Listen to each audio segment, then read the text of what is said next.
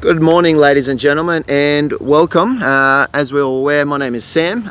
We're out here at Tenawa, which is the little project that I've been involved with for the past, 18 months or so. And I'm here with Rob, who is not only a dear friend of mine, but she is one of the people who actually does work out at Tenawa. So Rob is an ADHD coach, and I'm really looking forward to getting to work with her on a few little projects which are going to be very exciting as we bring them in. And what we want to do is bring a little bit of awareness, because what October actually is, I believe, is ADHD Awareness Month. Hey, there we go. So welcome, Rob, and thanks for Sam. letting me do the interview with you today. So Rob, tell me in your own words, what is ADHD and how does it affect me? Because we're all very much aware that I have very, very, very prominent ADHD. Thank you, Sam. What is ADHD? ADHD is actually what they call a neurodevelopmental disorder. So neuro is the brain, so it's to do with how the brain develops. It's highly genetic, but that's not the only cause or cause, can't think of a better word, sorry, of ADHD. And how does it affect us? And I'll say up front, I also have ADHD very, very prominently. Anyone that knows me, Watch us get distracted along this little interview. Yes, we may end up talking about anything. So how does ADHD affect us? In many ways. ADHD is, most of the experts, or some of the experts say, is poorly named. Attention deficit hyperactivity disorder. Many people say it's not a deficit of attention. ADHD is more a problem of being able to regulate your attention. It's what they call an interest-based attention system. So if you're interested in something, you can focus on it like nothing on earth. If you're not interested, it may as well not exist.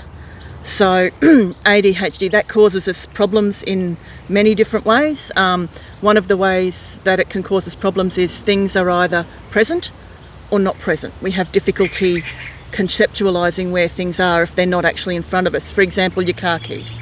You'll walk into the house with your car keys, turn around 5 minutes later and they're not in your hand, but you have no concept of where they've gone. And in my house, unlikely of ever seeing them again. Probably because your dog's chewed them up. Yes, could be.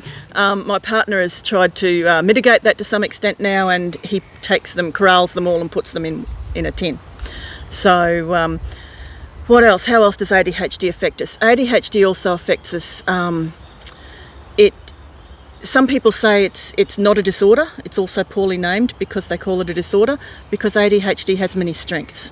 So we are the fun people, maybe you could say. We are often excitable and interested and spontaneous, and we make connections because our brains work slightly differently to other people. We make connections that other people may not necessarily see.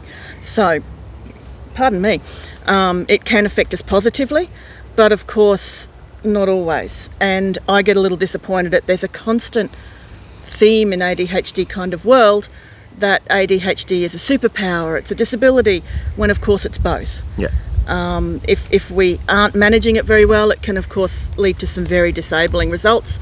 But if you are managing it well, or you have a great support system, it can absolutely be a superpower as well. Another difficulty we often have with ADHD is what they call an executive functioning disorder. And executive functioning is kind of the part of the brain that pulls everything together to plan, to conceptualise, to work out what the results are of different things, and to be able to plan in time, I guess you'd say. And people with ADHD often have difficulty. That's the ADHD distracting us again. Yes, there's ducks, not squirrels this time, but ducks. Squirrels. So it can affect us also in many practical ways. People with ADHD often have a difficulty with clutter, and I'm guilty of that. Why we're not at my house having this interview. People with ADHD have difficulties sometimes with timekeeping, and that can go either way. It could be that they turn up late for everything, or in some of us, we're chronically early for everything. Yes, I remember when I first saw Dr. Shim, he said to me, when he diagnosed me, he said some people with ADHD are often late, but there are some that are early for everything. And I said, Dr. Shim, I live 1.2 kilometres from the practice that he was at the time, and I've been sitting in the car park for 2 hours. So that, it can affect people in different ways. And the best way I've seen it described is everyone has a face, and faces are so different.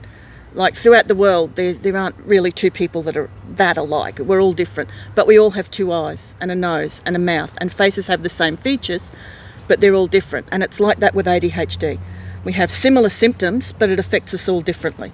And where I guess I see ADHD coaching stepping in is that we try and control the environment and implement systems and habits so that we don't have to rely on our executive functions and memory and that kind of thing. Yeah, most definitely. And I think for me, it's, like you said, it is a disorder, but it's also a superpower. And that's trying to manage it through medication, and my awareness is a big one. But a way that I like to describe it to people is because our brain is essentially a supercomputer. I like to describe it as, I've opened up Google Chrome and I have 20 to 30 web pages open in my mind, and one of them's playing music, and I don't know which one it's coming from, and I can't find it. So, and that's all I can focus on. I can't focus on all the things that I need to focus on. But it's definitely a blessing and a curse at the same time. So, but going into coaching, that's a good segue into, I guess, that my next question for you. Why did you become an ADHD coach? Why did I become a coach? I was diagnosed with ADHD quite late in life, at about 55. At the time, I was unable to continue doing the job that I had previously done, working in the public service, and I was casting about for something different to do. I felt I still had a lot to offer in the world, but didn't know what I wanted to do. I was referred to an absolute brilliant ADHD coach myself. Thank you, Michelle Toner. A shout out for her. Shout out. And Michelle's probably the preeminent ADHD coach in Australia. She's very experienced and very well qualified. And that inspired me to want to help make the difference in other people's lives that she helped make in mine. So I studied life coaching for a bit, but life coaching isn't really where my passion is. So I did a few other bits of study in ADHD. And when you put the two together, I'm an ADHD coach. And helping other people overcome some of the issues that we face to bring peace out of the chaos is absolutely captivating for me. I think that's truly a beautiful thing to help people try and find that inner peace, because it's something that is becoming a rare commodity these days. So that's awesome. So outside of sort of your individualized coaching, we're working towards creating a support group, so starting with social media, and then hopefully depending on what happens with the current climate that is COVID, depending on what happens there, we would love to have meetings and everything like that. So why do you think a localized support group is important? I think a localised support group is vital. One of the issues that people commonly report with ADHD is isolation. Because there's so much blame. Often there's self-blame, because you're often told you're doing things wrong, you shouldn't have done this, you shouldn't have done that. It can impact our self-esteem. It impacts our ability to relate to other people, the ability to create and sustain friendships. And when finding a support group where you kind of find your tribe, there's other people here like me. They're not judging me, they're not blaming me. If I'm having an issue, I can talk to people about it that really understand. And I think that is, in today's age, when there's probably less social interaction in many ways, because we do a lot on the computer and we do things virtually, I think having a local support group that gets you is really a healthy part of helping people overcome their ADHD. And finding that peace, and yes. That'd be awesome. So any sort of tricks that someone like me with severe ADHD can do to manage it outside of just obviously medication and pharmaceuticals? Anything outside of that I could do?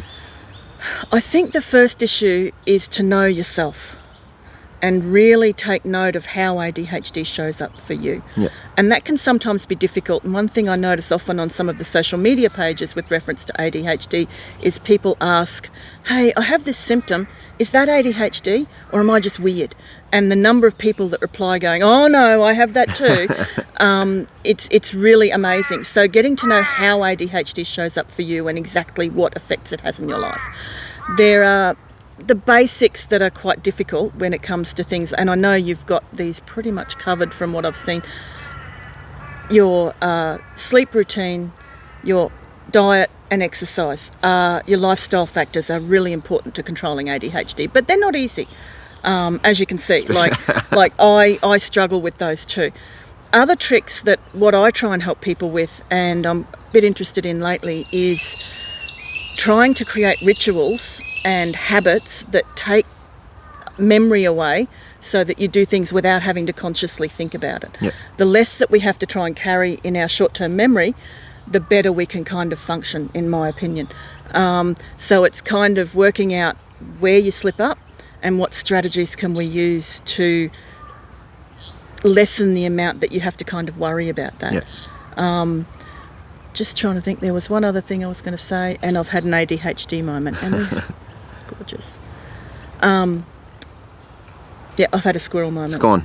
We'll add it in the comments later when it comes to you, so watch this space. But guys, for anybody on the Sunshine Coast listening, and you think you have ADHD or whatever, keep an eye out. We will be launching a support group very shortly on Facebook, so please feel free to join along and join us for that ride, because I believe that Rob will be able to give you guys some good pointers, and having an ADHD coach leading something like that is going to be awesome for everybody. But yeah, creating that little community be awesome as well. So anything else that you'd like to add before we wrap this up? Not that I can think of right now. I'd have to go with the comments, Sam. Sorry, like I said, squirrel moment. That's fine. So we'll wrap it up there. Guys, October is ADHD Awareness Month. It's something that I'm very vocal about with everything that I do. I'm very appreciative for everybody who listens into my videos. So if this has helped you in any way, please reach out. Please let me know. But yeah, we'll see you in the next video. And Rob, thank you again for letting us have a quick yarn.